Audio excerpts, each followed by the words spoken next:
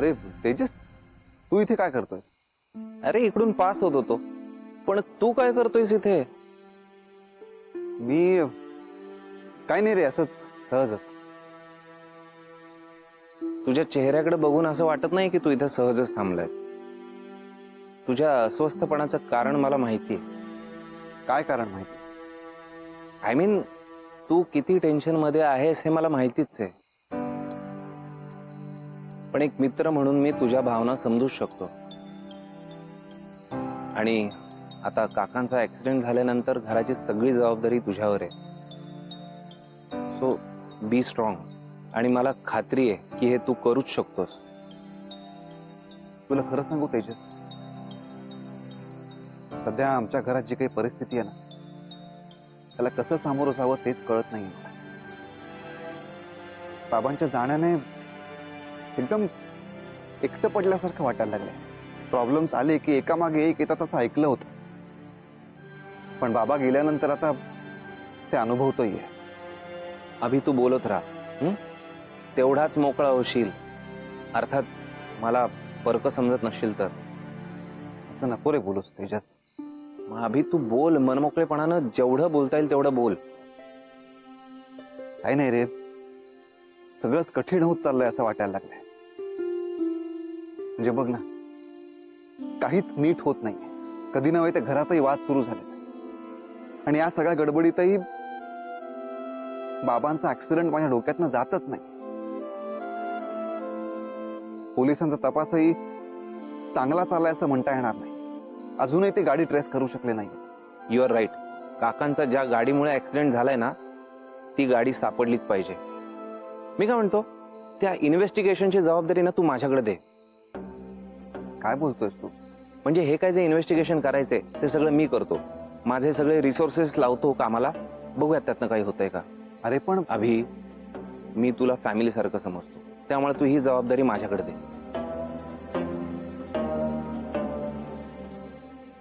ठीक आहे. थँक्स अभि, तू मला आपलं मानलं म्हणून.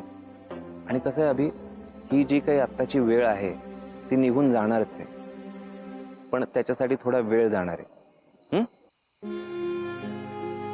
अभि, अख्ख्या घराची जबाबदारी आता तुझ्यावर आहे.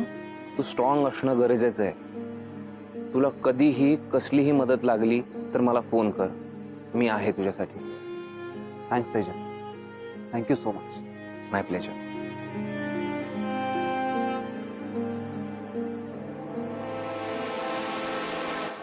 अरे तुझ्या नवीन संसाराची तर सुरुवात आहे. आपली बायको या पुढं अजून काय मोठे दिवे लावणारी ते तू बघतच बसणार आहे. असाच शून्यात. अभि, मी काय म्हणतोय, चल आपण कॉफी घेऊन येऊ, तेवढंच तुला बरं वाटेल. ठीक आहे.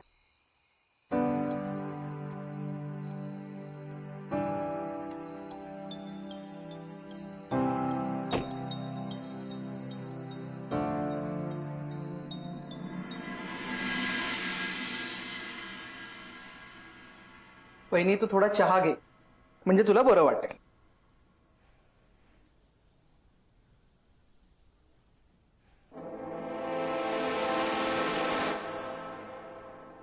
वहिनी, आपल्या ना अभिचं नशीबच खोट आहे बघ. वंस, नाहीतर मग आपल्याच नशिबात काहीतरी खोटे असं म्हणायला लागेल ना. पण तुम्ही अचानक असं का बोलताय? आता मीनाक्षी सारखी सून आपला नशिबी आलीये म्हटल्यानंतर हे असंच बोलायला पाहिजे ना. हे जे काही सगळं घडतंय ना, हे सगळं तिच्यामुळे घडतंय बघ.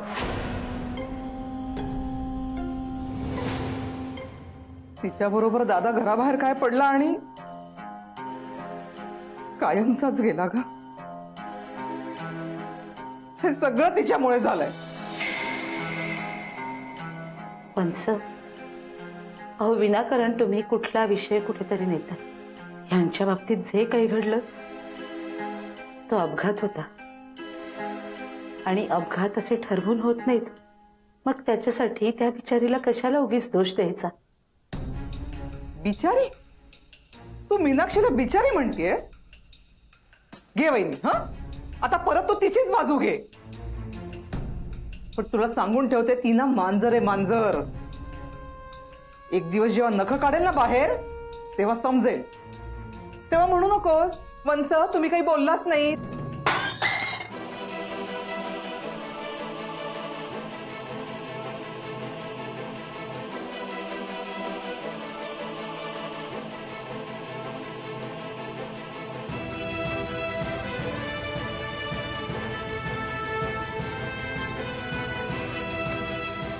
मीनाक्षी, पाहिलंच ना, हे हिचं असं आहे, कायम डोक्यामध्ये राग हिच्या.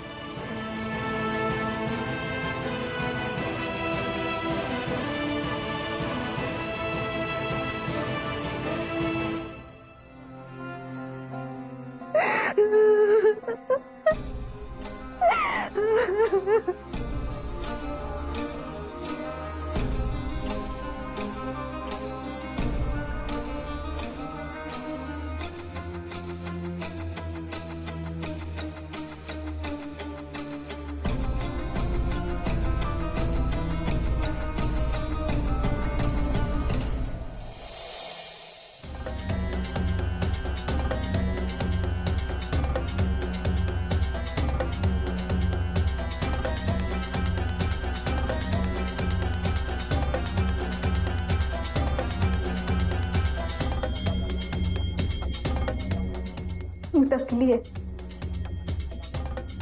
असं समजा की हे जे काही घडतंय ते बघून हरली पण आहे. आता या परिस्थितीशी दोन हात करण्याची ताकद नाहीये माझ्यात. तुम्ही असं करा ना, मी तुमच्या सोबत येते. तुम्ही मला वाटेल तिथे घेऊन चला. तुम्हाला हवंय तसं मला ठेवा. हवं तर आधीपेक्षा वाईट वागणूक द्या मला, पण प्लीज आता हे सगळं थांबवा हो. माझ्यामुळे माझ्या घरच्यांना त्रास होतोय ते मला नाही पाहवत आहे. तुम्ही आजपर्यंत मला तुमच्यासाठी एवढं काही काही करायला सांगितलं, तुम्ही माझ्यासाठी एवढं तरी कराल ना.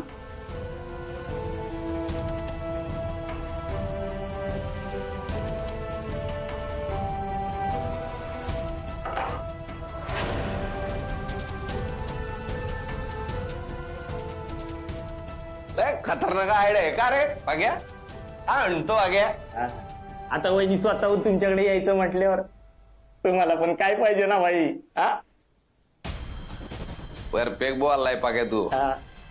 बायको, आता आपण काय करतो, तुझ्यासाठी आपलं सगळं सामान आवरायला घेतो. हो, आपण आजच्या आज निघून जातोय.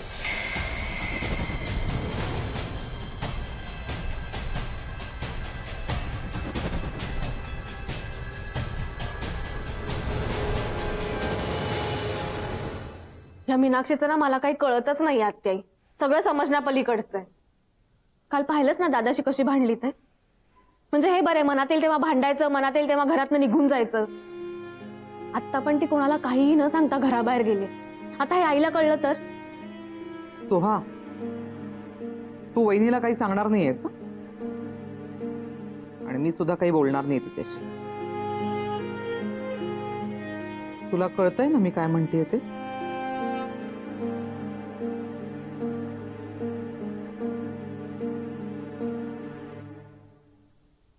सो पाणी दे दादाला. अभि, भूक लागली असेल ना तुला? मी काहीतरी खायला आणते. नाही, नको आते.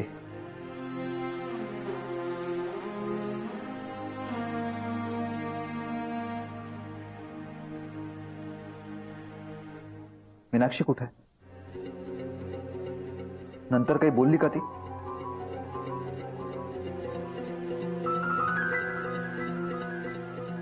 काही बोलायला ती समोर तर यायला हवी ना. म्हणजे आहे कुठे ती? मी काय तिची ड्युटी नाही करत तिच्या मागावर राहायची. आणि तुझी बायको आहे ना, मग तू शोध ना तिला.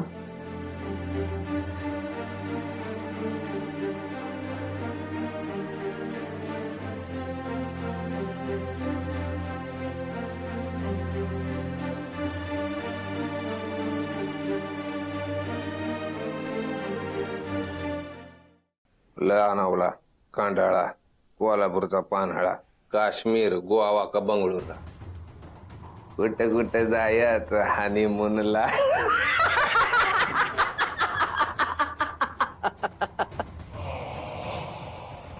अगं बोल की बायको, कुठं जायचं?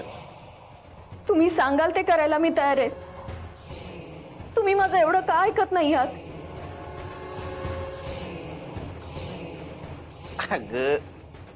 अगं बायको, काय ऐकायचं तुझं आणि कसं ऐकायचं? तुझं म्हणणं आहे की तुला मी माझ्या बरोबर घेऊन जायचं. अगं पण मी चालूय तुझ्याकडे इकडे राहायला. हे जाऊ दे, मला ना तुझं लय अभिमान वाटतोय बघ. आपण तुला जे जे सांगितलं होतं ते ते केलं. आजकालच्या जमान्यात कुठे एवढी भारी बायको मिळते कुठल्या नवऱ्याला? 21 तोफेची सलामी त्यासाठी तुला.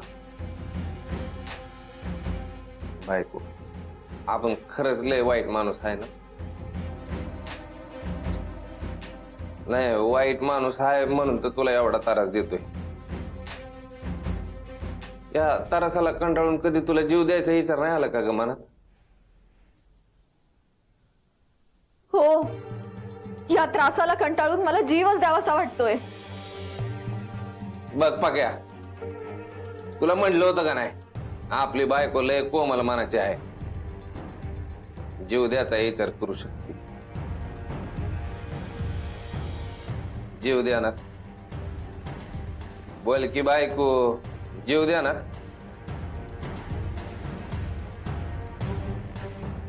अग येडी का खोळी जीव द्यायच्या गोष्टी करती? तू ती बावली जिच्यामध्ये तुझ्या घरच्यांचा सगळ्यांचा जीव आहे. तू मेलीस तू बाकी सगळे खालास.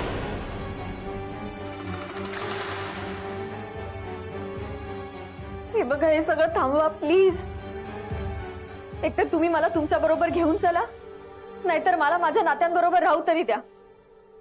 पाग्या, हा भाई. आपलं सोलापूरचं तिकीट बुक करून टाक. भाई उद्याच करू का? नाही उद्या नको. काय झालं भाई? नाही उद्या म्हणजे जरा जास्तीच घाई होती. मी काय म्हणतोय बायको, आता इतके दिवस तू आपल्याला सहन केलंच आहे, तर अजून 3 दिवस सहन कर की. म्हणजे नाही म्हणजे आपण इथनं जाणार आहे हे कन्फर्म आहे, पण आता आपण 3 दिवस इथं राहणार आहे, तर त्यासाठी तुला आपल्यासाठी काहीतरी केलं पाहिजे.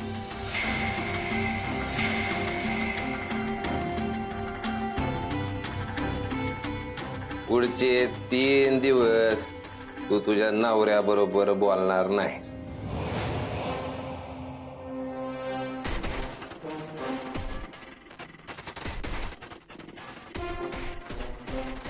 अहो पण बघ, तुला आपण इथनं जायला पाहिजे ना, त्यासाठी चाललंय समज. 3 दिवस बोलायचं नाही आणि 3 दिवसानंतर मग तू तुझा सुखी संसार करायचा. सुखी संसाराचा 3 दिवसाचा उपास आहे असं समजून करायचं. करशील ना?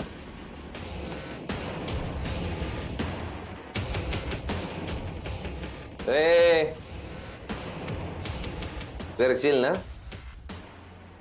जरा जर का शहाणपणा केला आणि पाचवायचा प्रयत्न केला, तुला माहितीये कसं आहे, तुझा तो डम्मी नावर आहे ना, तो आपल्याला तुमच्या घरातल्या समध्या गोष्टी येऊन सांगत असते. तू त्याच्या बरोबर 3 दिवस बोलणार नाही हे बी तिने मला येऊन सांगितलं पाहिजे. आणि ती तुझी ननंद गोड गोडजी निर्लाजरी काय ती तर आपल्याला स्वतःची बायको समजते, सगळ्या अपडेट देत असते. तिने बी येऊन सांगितलं पाहिजे, माझा दादा माझ्या बहिणीशी बोलत नाहीये. हे तरी कमीत कमी इमानदारीने करायचं. आता ओबी पाडून टाकीन.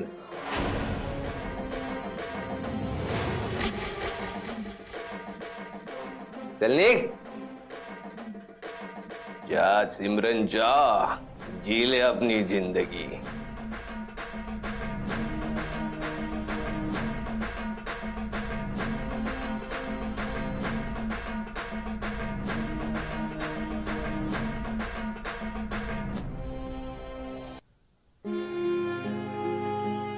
आई हं? मीनाक्षी कुठे गेली? अभि अरे किती वेळा विचारशील? मला खरंच नाही माहित. अगं अख्ख्या घरभर शोधलं तिला, कुठेच नाहीये ती. थोड्या वेळापूर्वी ती किचन मध्ये आली होती. तिथे वनसनचा आणि तिचा थोडासा वाद झाला. मी मग माझ्या रूम मध्येच होते. ती बाहेर जायचंय वगैरे मला काहीच बोलली नाही. आते काय रे अभि? तुझ्यात आणि मीनाक्षी मध्ये पुन्हा वाद झाले आणि आता ती घरात नाही. काय ना, तुझी बायको आता जरा जास्तच शेफारली आणि अशा लोकांच्या मी नादी लागत नाही. तिचं काय बाबा, आलं मनात ती गेली बाहेर निघून. तिच्या मनाची ती मालकीण. मग आता काय तिचे पाय धरून विचारू का की बाई ग, जिथे कुठे जाणार असेल ना तिथे मला सांगून जात जा. आते तू मगाशी मला सांगितलंस की मीनाक्षी कुठे आहे तुला माहित नाही. मग ती एकटी बाहेर गेल्याचं तुला कसं कळलं?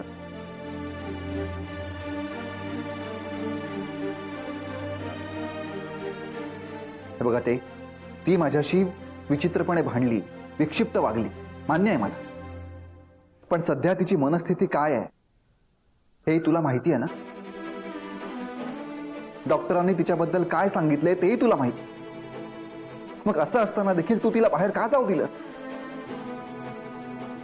ती बाहेर जाते हे तुला माहित होतं, मग तू तिला अडवलं का नाहीस? बोल ना आत्याई, का नाही अडवलंस?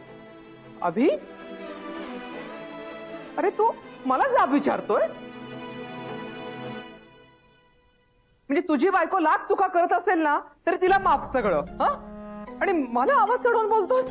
आत्याई, मला तिची काळजी वाटते म्हणून मी विचारतो. हो ना, मग तिला विचार ना, तुला घरच्यांची किती काळजी येते.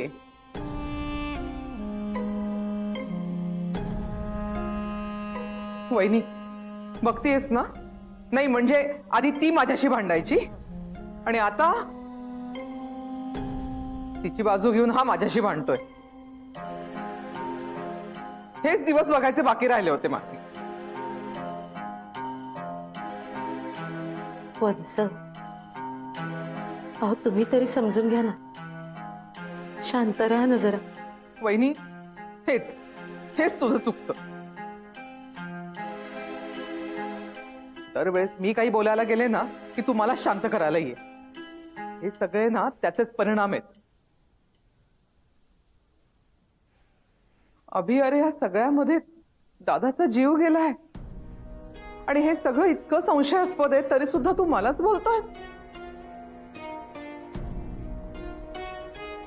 नाही म्हणजे तुझ्या बायकोचा तुला एवढा पुळका आहे का की तुझी आत्याही तुला वाईट दिसायला लागली आहे?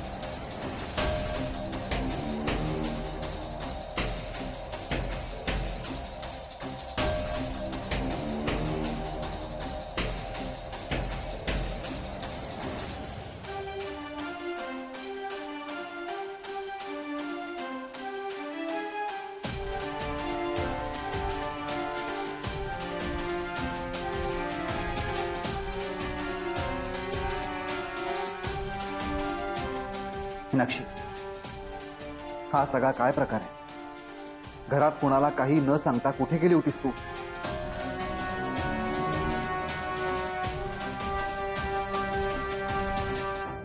पुढचे 3 दिवस तू तुझ्या नवऱ्याबरोबर बोलणार नाहीस.